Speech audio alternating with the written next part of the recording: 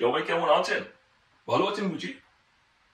অনেকদিন দেখা হয় না, অনেকদিন পরে আবার দেখা হয়ে গেল। ভক্তরা সবাই কেমন আছেন? আমি যখন ছোটবেলায় খুব শুদ্ধ ভাষায় কথা বলতাম, আমার বন্ধুরা আমাকে বলতো, কিরে তুই মায়ের মতো কথা কষ্ট লিগা। সেই থেকে আমার স্টাইল করে কথা বলার সমাপ্তি হলো। ভক্তরা সবাই কেমন আছেন? আপনারা ভক্ত না হলেও আমি কিছু মনে করি নাই। আগেই ধরে নিছি আপনারা সবাই আমার ভক্ত। আমি এবার খুব অপটিমিস্টিক মানুষ কিনা। আমার রিসার্চ ফান্ডিং এর জন্য মূলত আপনাদের সামনে আসা।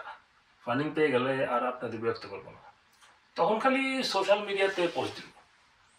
ও, ফান্ডিং এর সাবজেক্টটা বলি নাই। সাবজেক্ট হলো পুরুষ মানুষ।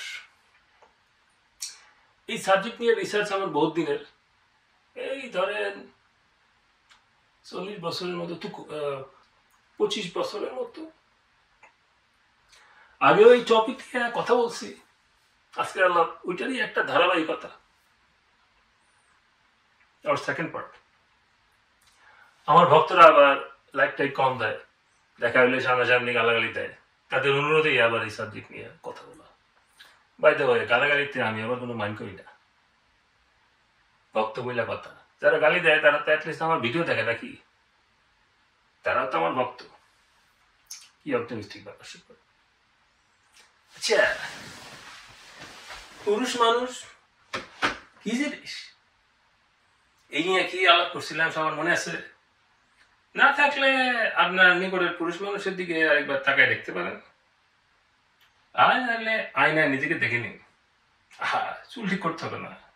চুলের কথা যখন আসলো, নিজের চুলটা একটু ঠিক করে নিন। কি কারণ হয়েছে? ওকে, পুরুষ মানুষ কেমনি চিনবেন? মনে করেন আপনি একজন পুলিশ অথবা মহিলা পুলিশ। এক রাইতে আপনার এলাকার এক বাড়িতে চুরি হয়েছে, আপনি কল পাইছেন। ভাগ্যক্রমে আপনি ওই বাড়িতে যাওয়ার পরে চোর পালায় নাই। এটা কেন সম্ভব? আসেন বিশ্লেষণ করি। বাড়ির লোকজন ঘুমাইছিল, তখন চোর ঢুকছে।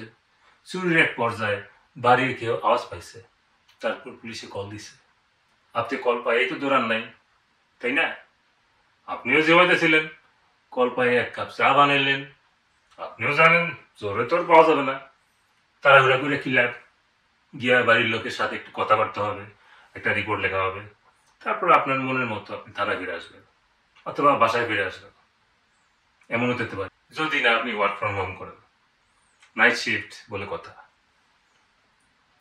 তাইলে চোর তখনও পালায় নাই, মানে চোর বুঝতে পারে নাই বাড়ির লোক পুলিশ কল দিছে অথবা অনেক কিছু চুরি করার ছিল। চলেন বিষয়টা আবার একটু ডিপে নিয়ে চিন্তা করি।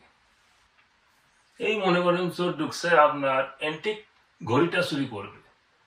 চোর কেমনে জানে? কারণ জানলা দিয়া আপনার বাসার লিভিং রুমের মধ্যে অ্যান্টিক ঘড়িটা ওয়ালে ঝুলতেছে, কিন্তু ঘরে বিখ্যাত চোর গাছে টাসকি খায়া। কারণ বাড়ির লিভিং রুমে বিশাল এক ফ্ল্যাট স্ক্রিন টিভি। চোর তখন মাইন্ড চেঞ্জ করছে, পুরান আমলের একটি ঘড়ি দিয়ে কি হইব, আজকে চুরি শেষ করে বাড়িতে গিয়ে আর্জেন্টিনার দেল মারিয়ার মতো রিটায়ারমেন্ট ঘোষণা দিয়ে দিবে। আসলে ওইগুলোর মনে হয় কোনোটাও না। চুরি করার সময় চোরের আবার নাম্বার 2 লাগছিল, মানে বুঝছেন, নাম্বার 2 হলো নাম্বার 1 প্লাস 1 মোর। এখনো বুঝেন নাই? ওই যে গানের কনসার্টে পারফরমার যখন বলে গান ভালো হয়েছে, কি বলে? 1 মোর 1 মোর, ওইরকম ব্যাপারটা আর কি। সে নাম্বার 1 করতে গেছে এন্ড 1 মোর, চোর গেছে আটকায়া। চুরির সময় নাম্বার 2 লাগতেই পারে। আচ্ছা, কেন লাগতে পারে এই নিয়ে আমার একটা থিওরি আছে। এর 1 নাম্বার কারণ হইল বেডা একেবারে প্রিপেয়ার না। এর হাওয়ায় তাড়াহুড়োর কি আছে? আমি চুরির সময় তাড়াহুড়া করা ভালো, চুরির আগে না। এই বেটা চুরির আগে তাড়াহুড়া করছে, চুরি করতে এসে রিল্যাক্স মোডে চলে গেছে। যাই হোক, নাম্বার 2 করতে গিয়ে চোর দেরি করে ফেলাইছে। ইন আদার ওয়ার্ড, 2 নাম্বারই করতে গিয়া চোর দেরি করে ফেলাইছে। মানে চোরে তো নিজেই 2 নাম্বার, এর উপর সে ডাবল 2 নাম্বার কাজ করতে গেছে, এইটারে কয় 4 নাম্বার। এবার বুঝছেন ওই যে বাড়ির লোক কিসের আওয়াজ পায় আগে গেছিল, কইছিলাম না? এটা যদি বুঝে ফেলাইছেন তাহলে আপনি পুরুষ মানুষ চিন্তা ফেলাইছেন। তবে আজকের টপিক আর একটু ডিপ, ঠিক পুরুষ মানুষ না, আজকের টপিক হইল বিশেষ পুরুষ মানুষ, যা দেখলে মনে হবে পুরুষ মানুষ কিন্তু আসলে তা না। তাহলে কি? এইটা হইল পুরুষ শিশু। আজকের পুরুষ শিশু পার্ট 2। এই পুরুষ শিশু নিয়ে কিন্তু আমি আগেও আলাপ করছি, আপনারা খেয়াল করেন নাই? যারা মিস করছেন তারা ভিডিওটা দেখে নিয়েন, না দেখলে অসুবিধা নেই। আজকে পুরুষ শিশু পার্ট 2 নিয়ে কথা হবে। তাইলে আবার ওই প্রশ্নে ফিরে আসি, চোর যখন চুরি করতে ঢুকছিল বাড়ির লোকজন কিভাবে বুঝলো ঘরে চোর ঢুকছে? এখন যদি বলেন টিভি চুরি করার আগেই টিভি তো চালাই চেক করা খুব জরুরি, নাহলে এত কষ্ট করে একটা নষ্ট টিভি চুরি করা মানে পুরাই বোকামি, এই চিন্তা যদি করে থাকেন তাহলে আপনি খুবই বুদ্ধিমান মানুষ। তার মানে বুঝতে পারছেন চোর বেড়াও খুব বুদ্ধিমান। চোর বেড়া টিভি অন করছিল, টিভি অন করলে সাউন্ড হয়েছিল, তাতে লোকজন উঠে গেছে। আবার আপনি যদি মনে করেন টয়লেটের নাম্বার 2 সম্পন্ন কইরা ফ্লাশ করছিল, সেটাও যুক্তিযুক্ত কথা। কি দরকার নাম্বার 2 কইরা ডিসপ্লে কইরা বাড়ির লোকজনের দেখানো? আর দুর্গন্ধ রেখা দিলে তো বাড়ির লোকজন যদি সন্দেহ করে, কিসের সন্দেহ? সকালবেলা বাড়ির লোকজন ঘুমের থেকে উঠে দেখবে টিভি নাই, ঠিক আছে বুঝলাম। টয়লেটে স্টুল স্যাম্পল, তাহলে তোরা ডট কানেক্ট করে ফেলবে, স্টুল স্যাম্পল নিয়ে টেস্টও করতে পারে। এত কঠিন সমস্যার মধ্যে কে যায়? কি দরকার? তাই চোর বেটা নিজেকে বিপদ থেকে বাঁচানোর জন্য ফ্লাশ করেছে। এখন আপনি যদি এই ডিপ লেভেলে চিন্তা করে থাকেন তাহলে পুরুষ শিশু পাওয়া গেছে। আয়নার সামনে নিজেরা দেখেন। এখন পরের কথায় আসি, মনে করেন আপনি সেই পুলিশ, এখন চোর ধরতে বাড়িতে ঢুকছেন। চোর তখন টয়লেটের নাম্বার 2 কর্ম সম্পন্ন করিতেছে। আপনি কি ওর জন্য চুপচাপ ওয়েট করবেন, নাকি দরজা ধাক্কা দিয়ে বলবেন পুলিশ জলদি বের হ? এখন নাম্বার 2 করার সময় যদি আপনি আপনার ফ্যামিলির কাউরে তাড়া দেন, মনে করেন আপনি নাম্বার 2 করতে চাচ্ছেন, আপনার ফ্যামিলি কেউ বললো এই বাইরা যাইতে হইব, দাওতে যাওয়া লাগবো, আপনি কি করবেন? আরে দূর বেড়া আইতাছে, যাওয়াইস না, যা ইচ্ছা করা যায়। কিন্তু পুলিশ যদি আপনারে তাড়া দেয়, আপনার নাম্বার 2 করার সময়, তার উপর এই টয়লেটও আপনার না, চোর বৈশা আছে আরেক বেটার টয়লেটে, পুলিশের সাথে দরজা নক করতেছে, তখন ব্যাপারটা একটু কমপ্লেক্স হয়ে যায়। চোর বুঝতে পারে তার পালানোর কোনো আশা নাই। এই ক্ষেত্রে সে নার্ভাস হয়ে শৌচকর্মে মিক্সড আপ করে ফেলতে পারে, আবার শৌচকর্ম ছাড়াই বের হয়ে যেতে পারে। 2 ক্ষেত্রে পুলিশের লস। আপনি পুলিশ হিসাবে চাইবেন না শৌচকর্ম ব্যতীত একজনকে গাড়ির ব্যাকসিটে বসায় হাওয়া খাইতে খাইতে বাইর হওয়া, তখন হাওয়া খালি ব্যাকসিট থেকেই আসবে। আর আপনি যদি মহিলা পুলিশ হয়ে থাকেন তাহলে আপনার পারফিউমের গন্ধকে ওভারকাম করে ফেলতে পারে ব্যাকসিটের হাওয়া। মহিলা পুলিশ হেলোইনের কথা মনে হয়ে যায় না, ভয়ের কিছু না, এই হেলোইন কস্টিউম।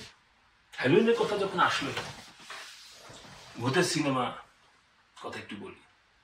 আমি কিন্তু আবার big time horror movie lover, ওই যে যেরকম শুটকি পছন্দ করি সেই রকম। আর শুটকি খাইতে খাইতে হরর মুভি দেখা হইলে পুরাই ডাবল ডিপ, ওই যে কিছুটা চুরি করার মতো। ভূতের সিনেমার কথা যেহেতু আসলো, একটা ইউনিক ক্যারেক্টারের কথা মনে পড়ে গেল। যারা বলে কোনো ভূতের সিনেমা দেখতে আমার কখনোই ভয় লাগে না, তবে ওই যে সিনেমাটা দেখে একটু ভয় পেয়ে গেছিলাম, ওই যে সিনেমাটা দেখেছিলাম একটু ভয় লেগেছিল। দুদিন পরে আরেক হরর ফিল্ম নিয়ে আসে একই স্টাইলে কথা বলবে, আরে ভূতের ফিল্ম দেখতে আমার একদম ভয় লাগে না, কিন্তু ওইটা দেখে আমার খুব ভয় লেগেছিল। এভাবে দেখা যায় যেটাই সে দেখে সে তাতেই সে ভয় পায়। আরে ভূতের সিনেমা দেখতে ভূতের ভয় পাইবেন, এটা তো স্বাভাবিক নাকি?